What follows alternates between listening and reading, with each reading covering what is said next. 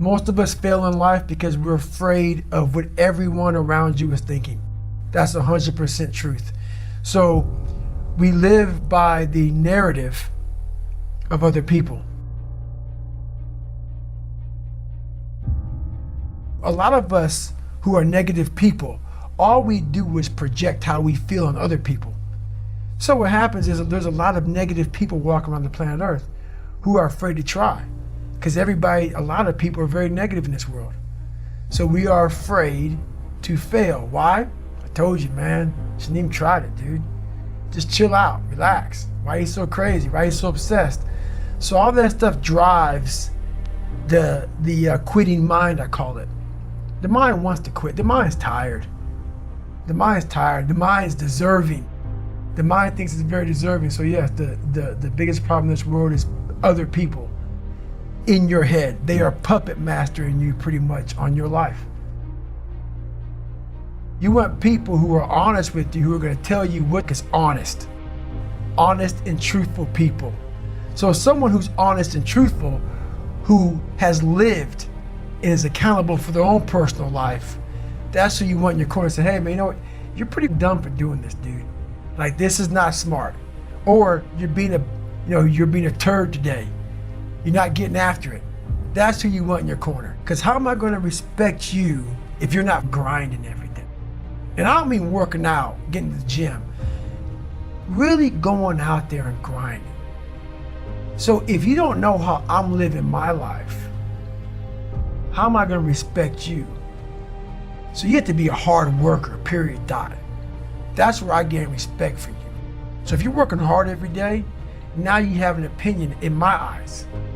But if you're just a guy who talks shit and you live this life of talking shit, come on, dude. I understand one thing. You're just talking shit. But if I see you every day of your life trying to be better, every day going through all the wickets to be better, you got my attention. I respect you now. We're all unique in our own right. You can't be muffled. You can't be muffled by these different voices in your head or these different people who doubt you, whatever. Over a period of time, you become the disturbance in your life because you allow all these disturbances to get in your head. Therefore, you have all this shit going on, but you become your biggest bully. And once that happens, it's over. Once that happens, it's over because all you have in your mind literally on a loop is negative self-talk. And once that negative self-talk is on a loop, it's hard to get out of it. You have to constantly rewrite your book every day of your life. These are conversations I have with myself. And I say it everywhere I go. The most important conversation one you have with yourself. You live with it every single day. But most of our conversations are not the right ones. They're not the ones that are going to push us to the place we need to go. They're the ones that are going to keep us sitting in that toxic environment that you've helped create and everybody else helped create, and you just live in it. You live in that muck, and that conversation just plays in your head, and that becomes you. The conversation has to become an honest conversation of where you're at mentally. Where am I at mentally? I look like shit. I feel like shit. I'm falling behind in school. I'm lazy. My house is a mess. You have to look at what it is and call it what it is. Don't find words to make yourself feel better.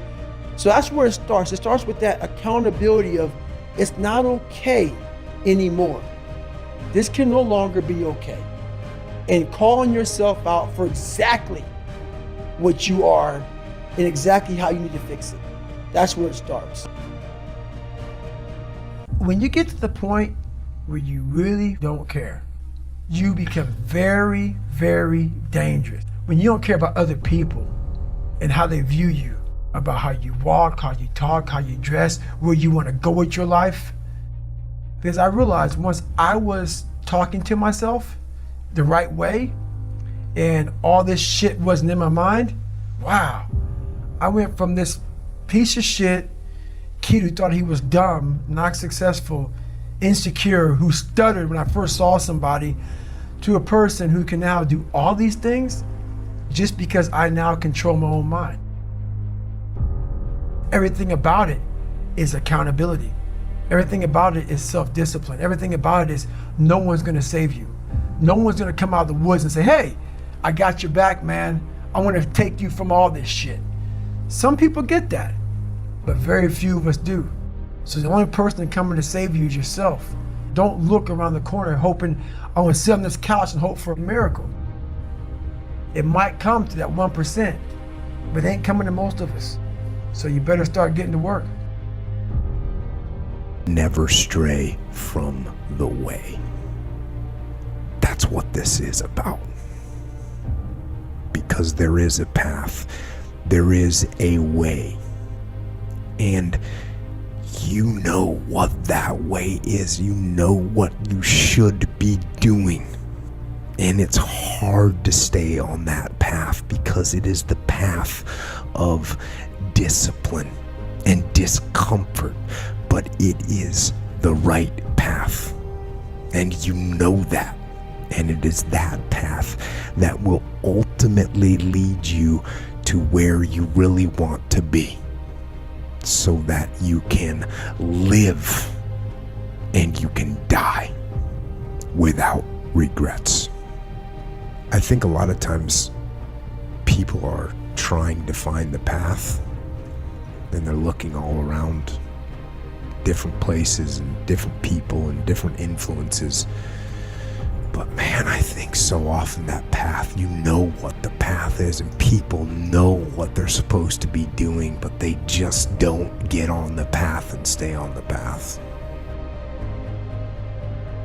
Days where I veer off the path and onto the slippery slope of weakness, it isn't discipline's fault.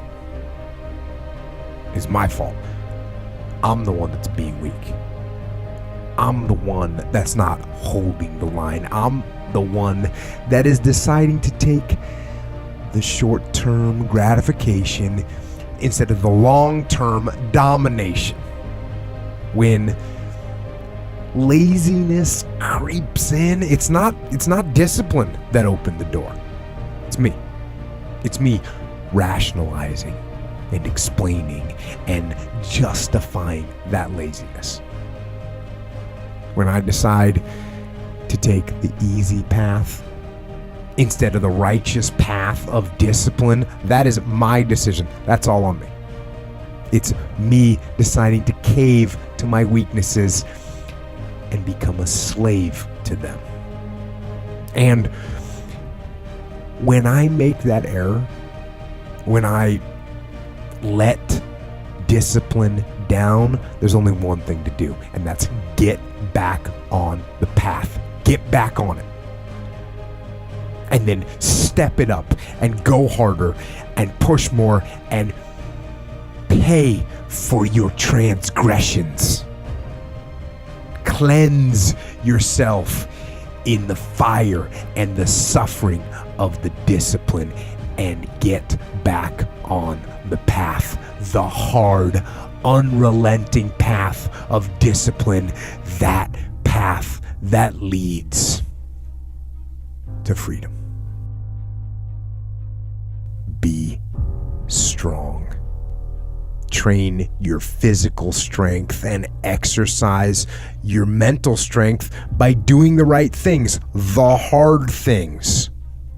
The things you know you're supposed to do. Do them.